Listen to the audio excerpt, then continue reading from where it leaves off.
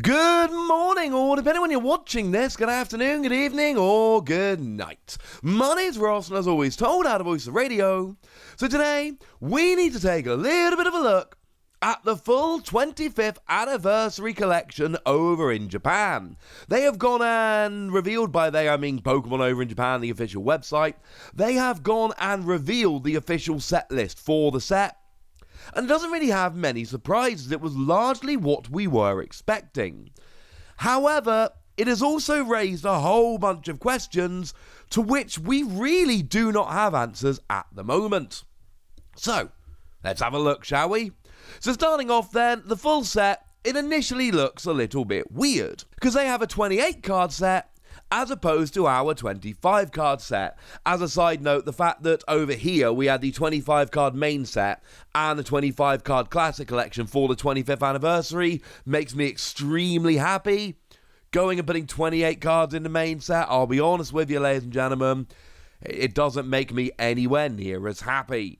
Okay, so they've got 3 extra cards. Where are they? Well, no, they've actually got 5 extra cards. Because there are a few cards which we've received as promo cards that are just going to be in the Japanese set.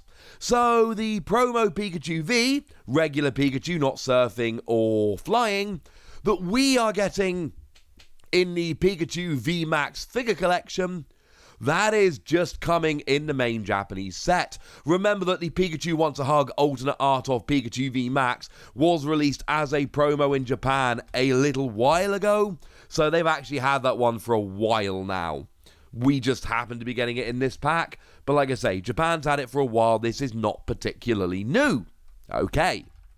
What are the other two? Well, the other two are Pikachu V Union, that we are, of course, getting in the Pikachu V Union collection, and Japan is just having them in their regular set. Now, that is interesting, because it marks the first time anywhere, as far as I'm aware, and as always, please do correct me in the comments if I'm wrong about this, but I believe this makes it the first time, in any capacity, where you're able to actually pull part of a V Union out of a booster pack. Up till now, in both Japan and outside of Japan, V-Union have only existed as individual products where you buy them with all 4 parts of the V-Union.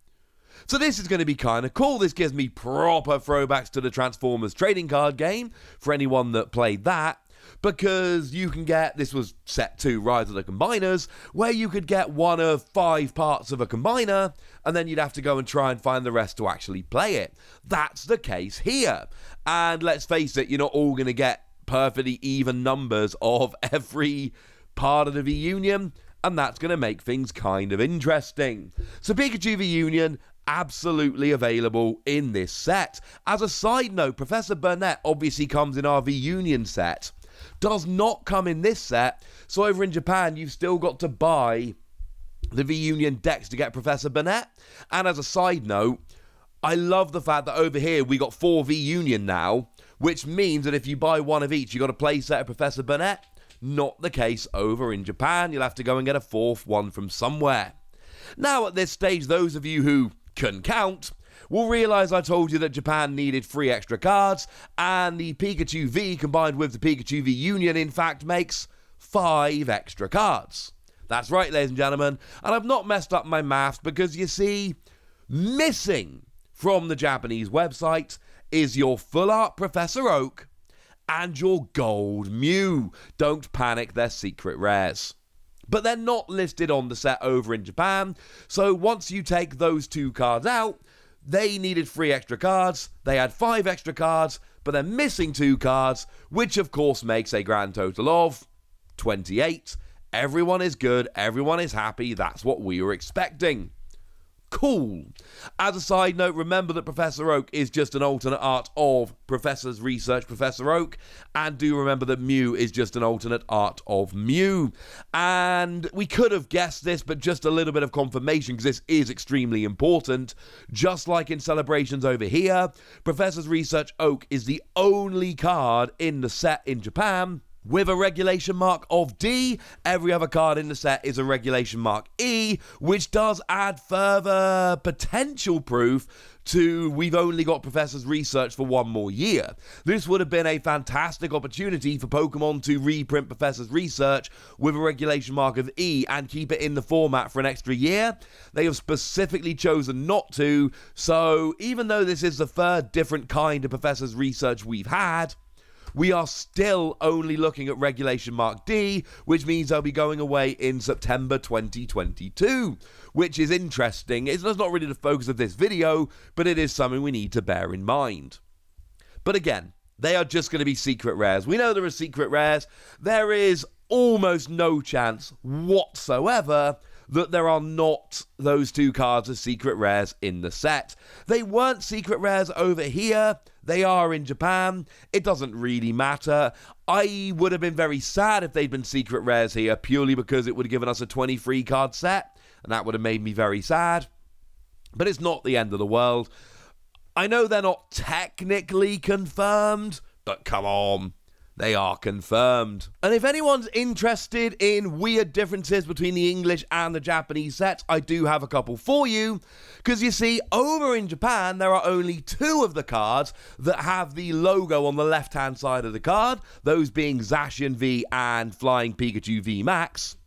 And although that matches the Flying Pikachu V Max in English, Zacian's changed. In English, it's got the logo on the right-hand side under his face. In Japan, it's on the left-hand side out of the way. Little bit weird. It's also a little bit weird because in English, the only cards that had the logo on the left-hand side were the Flying Pikachu V Max and Pikachu. And Pikachu's logo has again been moved to the other side.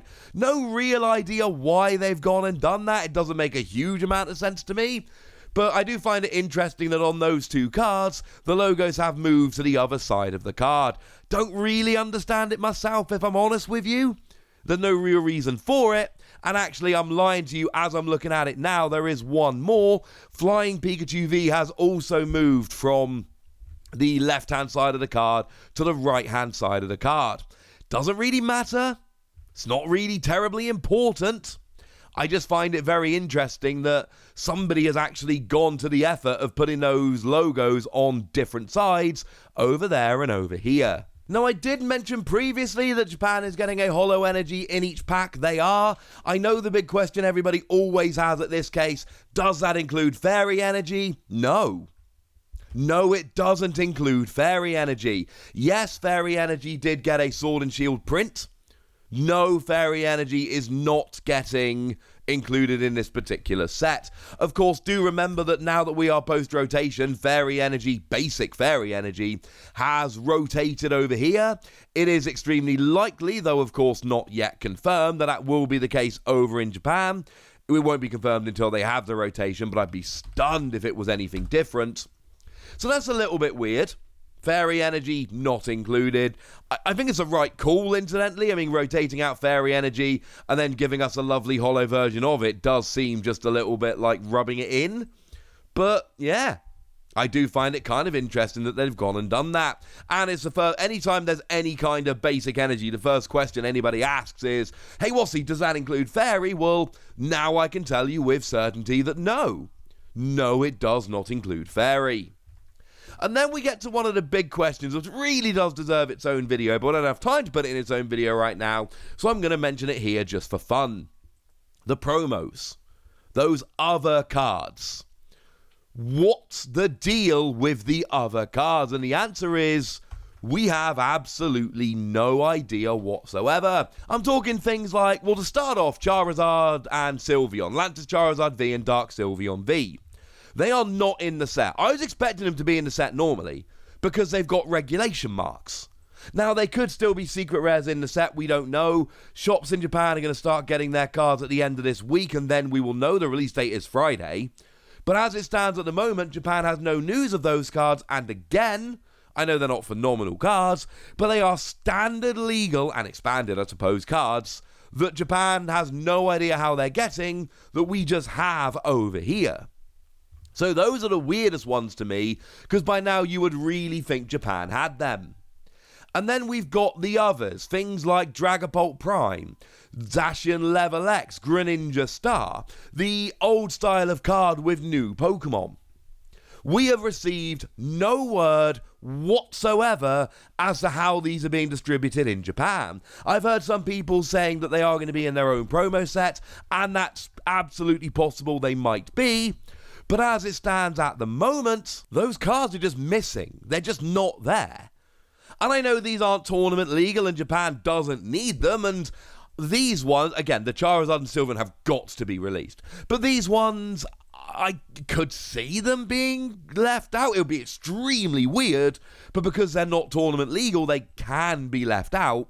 But you've got to think they're so cool, Japan's going to get them at some point. I still think there's a decent chance these end up being secret rares in the set.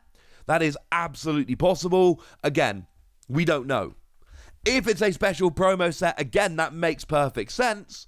But I then have to ask the question of, well, why haven't we seen them yet? Like, if they're coming in a separate promo set, which again makes absolute perfect sense, how come we know about the main set for Celebrations, and we know that the Classic Collection is coming in extra booster packs where you get a 1-card pack for every 4 packs of the main set, and yet we don't know about this extra promo set? Why do we have no information about it? It makes very little sense that they would have gone to all of this effort to reveal everything else but not reveal this extra promo set. So I still think they could be secret rares. As a side note, of course, if they were secret rares, this would make this set way better.